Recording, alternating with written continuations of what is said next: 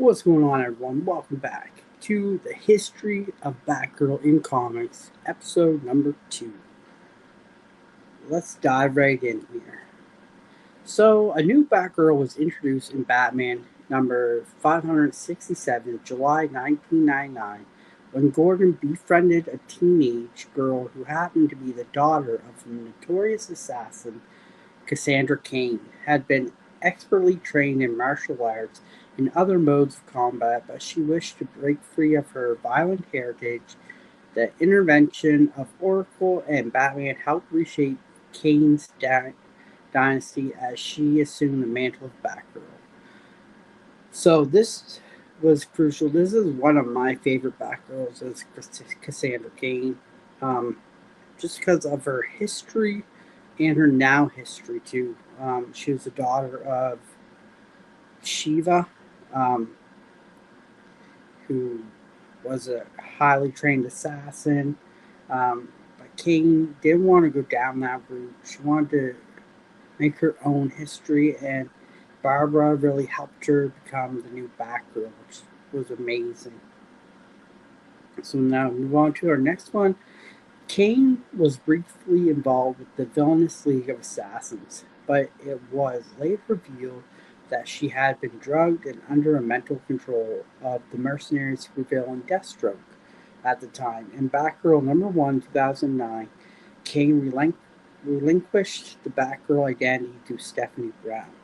So, when Kane was in the Villainous League of Assassins, she was drugged, she was under mental control, um, by Deathstroke.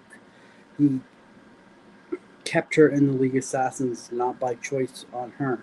They drugged her, they mentally controlled her, and then during that time, Cassandra Cain relinquished to the new Batgirl at that time, Stephanie Brown, which was a really cool, different, unique Batgirl as well.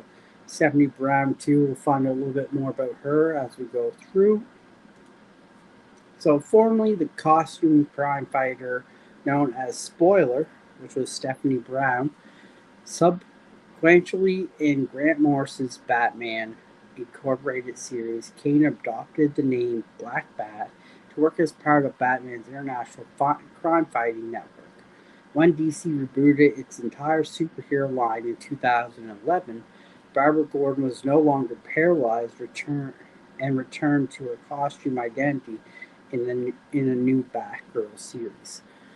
So yeah, we see they went from Barbara Gordon from episode 1 to two different Batgirls, and then back to Barbara Gordon in 2011, where she was no longer paralyzed. I think this would have confused fans a little bit as well, too, because you had Barbara who was paralyzed and now she's unparalyzed.